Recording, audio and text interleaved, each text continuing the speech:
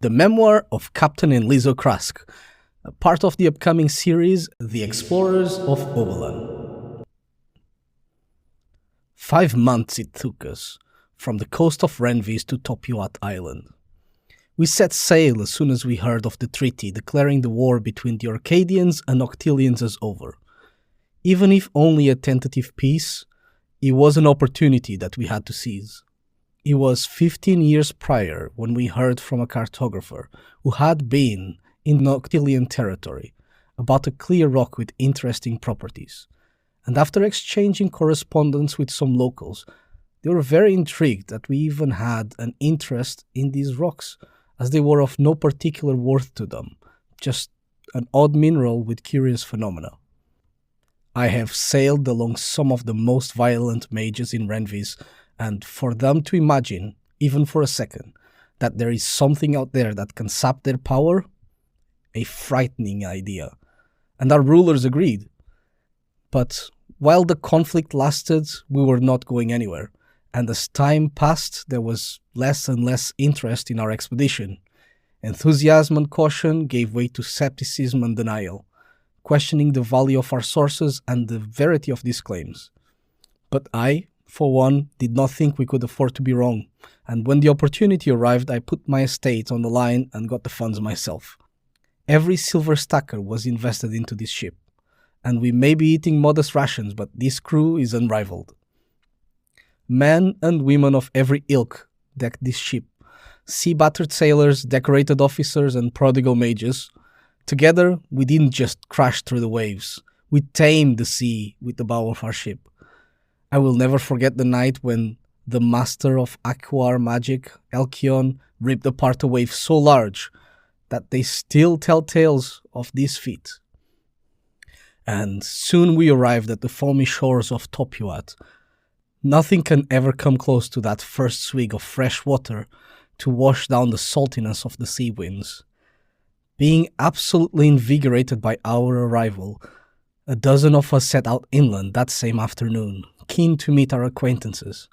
We knew that they live at the basin of the large peak at the center of the island, so within a couple of hours we had the small town in sight, with its houses popping out of the face of the mountain like mushrooms on a tree trunk.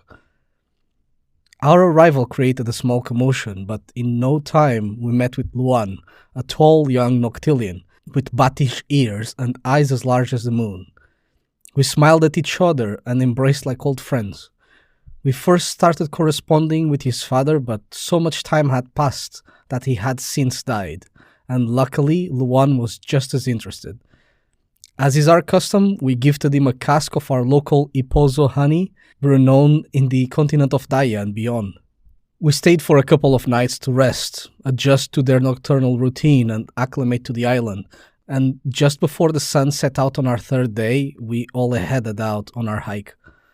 It was not too far, and at that time of the day, it made for a very pleasant walk. We got to appreciate and ask about all the different plants, bushes and trees sparsely growing on the mountainside, and even spotted a small group of leleis, local grey-furred primates, lazily snacking on some fruit. It all looked so unfamiliar but exciting. I already knew that when I returned home, I'd talk everyone's ears off about this place. Luan dipped some bread in a jar half full of the Ipozo honey that had him absolutely delighted, and as we tread, he tells me an anecdote of how he and his friends used to throw these glassy rocks off a cliff to see them pop. For a moment, what was until then an unshakable determination started to waver. I believed that these stones had the power to bend a nation to its knees, and here the children use them for entertainment because they make funny noises. The voices of the skeptics rang loud in my head. My hands were sweating, the nerves got to me, and as I leaned on a boulder to push myself up, my hand slipped and I fell on my side. It knocked the wind right out of me, but it got my head in the right place again. It took me a moment for me to gather myself, but as soon as we turned the corner, you could see it. On the side of the mountain we saw it, a small vein of translucent crystalline glass, shimmering in gentle tones of violet, with jagged edges protruding out of the pearly quartz. My heart was pounding as if a wild buck was trapped in my chest, but we all just stared in disbelief. "Let me show you," said Luan. He grabs a stone and knocks a chunk of the glassy mineral, then washes it with a yellowish oil he brought in a flask. We move away from the vein and he asks his friend that accompanied us to cast a flame. "Oh, go, yo." "Mind, heart, and body," he recites, touching his chest with his right hand. Then, with his open palms to the floor, he makes a triangle, touching his thumbs and pointers. And an ember pops between his hands, followed by a small but intense flame. He had an interesting technique. This was something to explore later. Luan approaches the stone and the flame gets sucked into it just as fast as the mage can cast it. Our eyes brightened up. There's something to this after all. For 5 minutes he kept going and could not get the flame to be larger than a pebble before it got drained by the stone. "A piece this size could be drinking for another 2 hours before it starts leaking," Luan explained. It did make sense that these would not keep up forever. We did not expect them to have infinite capacity.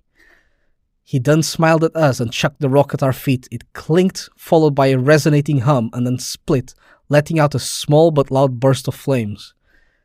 The Noctillians were rolling on the floor cackling at how we all jumped at the same time, dazed by the flashy flare. They really did find these stones amusing, it turns out. This was good. My doubts had mostly faded, and now it was time to test it ourselves. But to my surprise, our mages were apprehensive. It was all well when it was hypothetical, but now, what does it mean? Will this make them weaker or nullify their magic altogether? Will it cause pain or maim them in any way? Is it worth risking decades and decades of training and successful careers to test this stone? Fortunately, Ember Master Renora from our company had no such qualms. Arrogant as she is, this wasn't surprising. She would not abide that this stone could contain her powers, and she let us know so from the start. As she stepped up, we stepped back, and while Luan brought another oiled quartz, we all kept our distance. Placing a fist over her forehead and another over her stomach, Amus, Chorus. Then striking her fists together, a waterfall of embers bursts like a hammer striking hot metal. A steady flame pours from her fist, and she stepped forward. Even at 5 paces from the stone, a strong flame like hers was getting pulled in. She kept a slow flow for a minute, and the stone gobbled every bit. "Ready?" Renora shouts back at us, and a stream of intense flames flies from her blackened fist. This is a spectacle to see. This level of power is uncommon, to say the least. It takes a master to do a short burst, and she maintains it for an extraordinary length of time, over a minute at least. But the stone absorbed less and less, and she was able to overwhelm its pull easily by the end of it. I was dismayed. This could perhaps work as a deterrent, but it would not be the weapon I hoped to fear for so long. I told myself that it was still worth making this journey, even if Renora's smug face was not helping at all. Now, the other mages wanted to have a go too, and each of them managed to eventually overcome the pull of the quartz. We did, of course, throw them all off the cliff, and enjoyed all the different kinds of magic bursting out in a blast. That is, until we threw Renora's stone. It let out a thunderous boom and lit up the side of the mountain in what looked like a tree made of fire. In a second, we were left with ringing ears and sandy eyes. It was time to call it a night after that one. We woke up the following night and gathered to discuss what to do next. The line had moved, but this was not a wash by any means, as these rocks still had many viable uses to explore. We settled in and the crew got to work. The ship needed repairs and supplies, so we set up a stall by the coast to trade goods with the locals, and it took no time for the beach to turn into a small, bustling market. We are so far away from home that it is inevitable that we clash with their culture and customs, but our boatswain, Therazor, had no tolerance for missteps from our crew, not when there is so much on the line.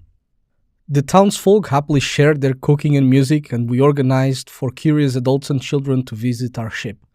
Noctilians are very different from our Caplium crew, but familiar in many ways.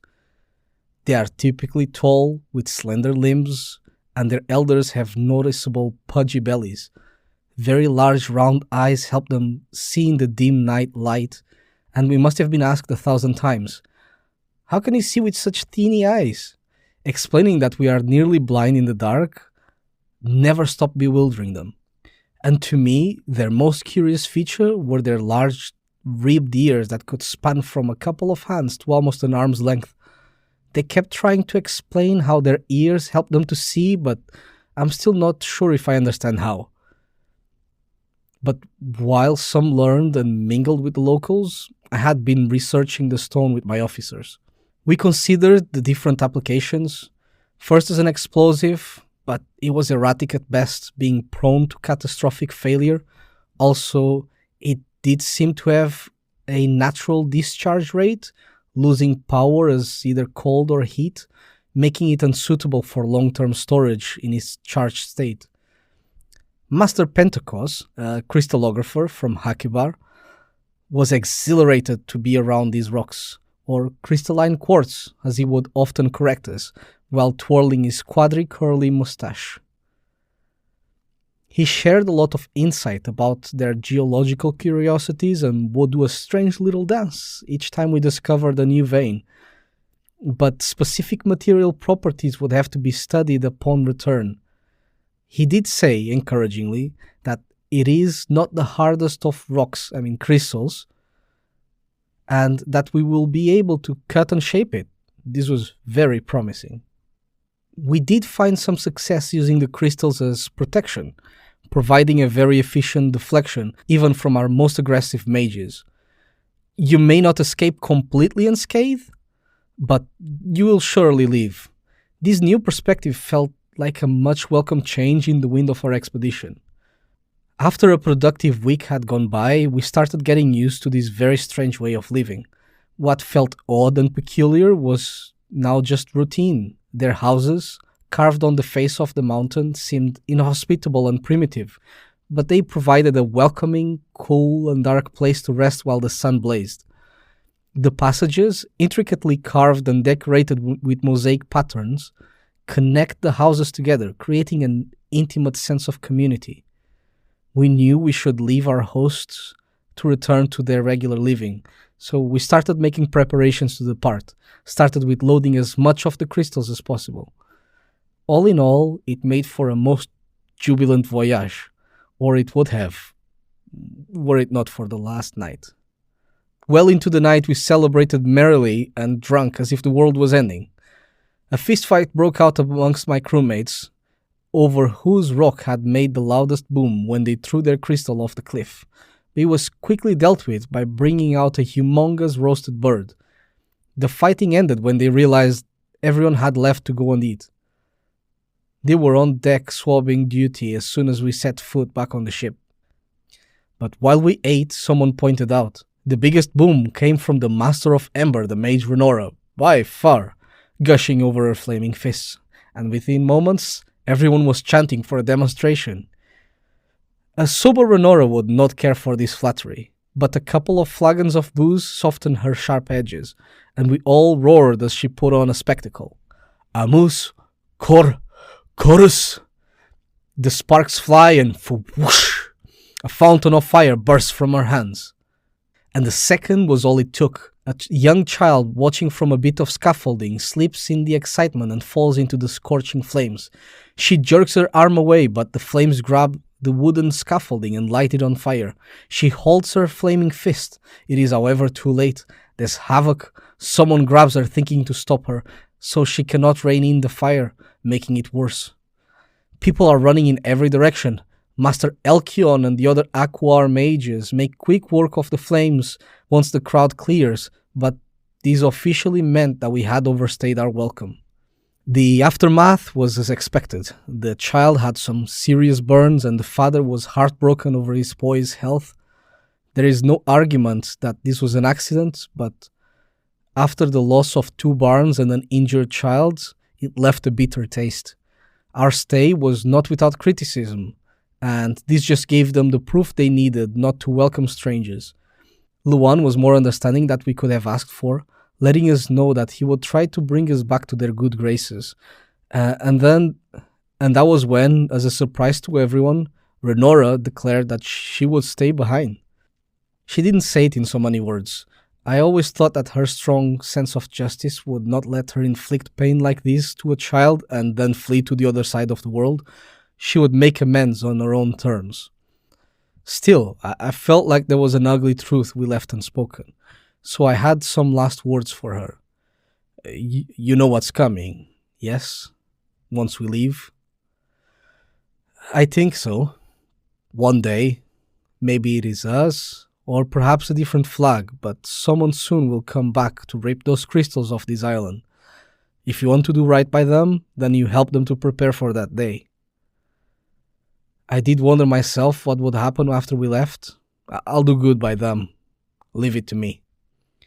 Is there anything you want me to tell your mother? She took a moment to ponder. Tell her I'm healing. She'll understand. And so we left the foamy shores of Topiwat with a bittersweet melancholy that still lives in me today. The story of the crystals, however, did not end when we sailed away. It actually kept unraveling for decades after.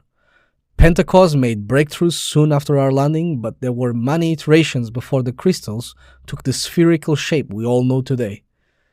They all failed one way or another until we realized that it was through the edges and corners that the crystal split or leaked magic. But as a sphere, though, you couldn't crack it, even if you dropped the moon on it. Within a year of my arrival, we had no shortage of coin being thrown at us. The realm of Renvis was funding both previous and future expeditions. And after receiving a letter from Renora, we started preparing for the next one. She'd taken the child as her apprentice after making amends with the family and falling in love with Jag, the father. The young man seemed to be a very promising mage, trying to tame the fire that scarred his body, a very virtuous purpose.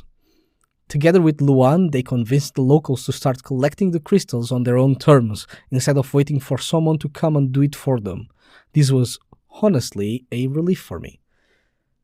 But before we could set sail again, Pentecost insisted on meeting up, and this was the day that both my life and the world were changed.